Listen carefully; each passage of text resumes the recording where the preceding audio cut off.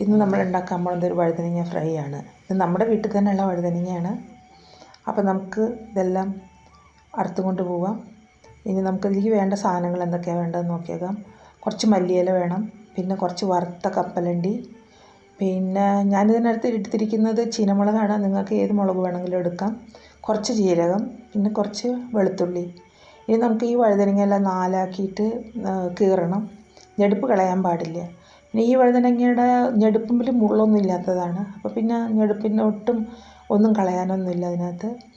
നാലാക്കി കീറിയിട്ട് വെള്ളത്തിലിട്ട് അപ്പോൾ വല്ല പുഴു എന്തെങ്കിലുമൊക്കെ നമുക്കറിയാൻ പറ്റും. പിന്നെ വെള്ളത്തിലിട്ട് കഴിഞ്ഞാൽ അതിനകത്ത് ഒരു വഴുതനങ്ങയ്ക്ക് ഒരു ചെറിയ കറ ഉണ്ടല്ലോ, അതെല്ലാം പോകും. അപ്പം നീ നാലാക്കി കീറിയിട്ട് വെള്ളത്തിലിട്ടിട്ടുണ്ട്. ഇനി നമുക്ക് ഇതിലേക്കുള്ള അരപ്പ് തയ്യാറാക്കാം.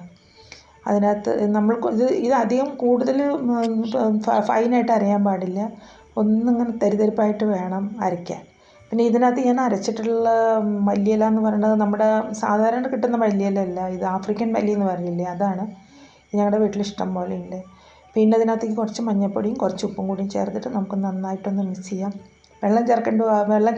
വെള്ളം ചേർത്ത് കഴിഞ്ഞാൽ പിന്നെ മസാല അതിനകത്ത് ഫില്ല് ചെയ്യാൻ നല്ല ബുദ്ധിമുട്ടായിരിക്കും. അപ്പോൾ അങ്ങനെ കട്ടയായിട്ട് അരച്ചിട്ട് ഉരുട്ടിയെടുക്കണം നമുക്ക്.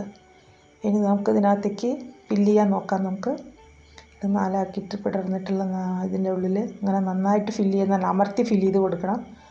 എന്നിട്ടൊന്ന് നല്ലോണം ഒന്ന് അമർത്തുക. അപ്പോൾ പിന്നെ ഇത് മസാല ഇതിൻ്റെ പുറത്തേക്ക് വരുന്ന പ്രശ്നമൊന്നുമില്ല. അപ്പോൾ നമുക്കെല്ലാം ഫില്ല് ചെയ്ത് വെക്കാം അങ്ങനെ. പിന്നെ ഈ വഴുതനങ്ങ മെഴുക്ക് പുരട്ടിയൊക്കെ കഴിക്കാൻ ഇഷ്ടമില്ലാത്തവർക്കൊക്കെ ഇങ്ങനെ ഒരു പ്രാവശ്യം ഉണ്ടാക്കി നോക്കിയിട്ടുണ്ടെങ്കിൽ തീർച്ചയായിട്ടും ഇഷ്ടപ്പെടും. ഇത് ചോറിൻ്റെ കൂടെയും ചപ്പാത്തിയുടെ കൂടെയൊക്കെ ഒരു നല്ല കോമ്പിനേഷനാണ്. അപ്പോൾ നിങ്ങളെല്ലാവരും ഇങ്ങനെയൊന്ന് ഉണ്ടാക്കി നോക്കണം. ഇനി നമുക്ക് എണ്ണ അടുപ്പത്ത് വെച്ചിട്ട് ചീനച്ചട്ടിയിലിടാം. പിന്നെ അത് ഇടയ്ക്കിടയ്ക്ക് നമ്മളൊന്ന് ഇളക്കി കൊടുക്കണം, കരിയാതിരിക്കാൻ വേണ്ടിയിട്ട്. ഇപ്പോൾ നമ്മുടെ വഴുതനങ്ങ നല്ലോണം വെന്തിട്ടുണ്ട്. ഇനി നമുക്കിത് വാങ്ങാം. അപ്പോൾ ഇതെല്ലാവരും ഒരു പ്രാവശ്യം ഒന്ന് ട്രൈ ചെയ്ത് നോക്കണം. തീർച്ചയായിട്ടും ഇഷ്ടപ്പെടും എല്ലാവർക്കും. അപ്പോൾ ഇനി നമ്മുടെ ടേസ്റ്റി ആയിട്ടുള്ള വഴുതനങ്ങ ഫ്രൈ റെഡിയായി. എല്ലാവരും ഉണ്ടാക്കി നോക്കിയിട്ട് അഭിപ്രായം പറയണം. Thank you.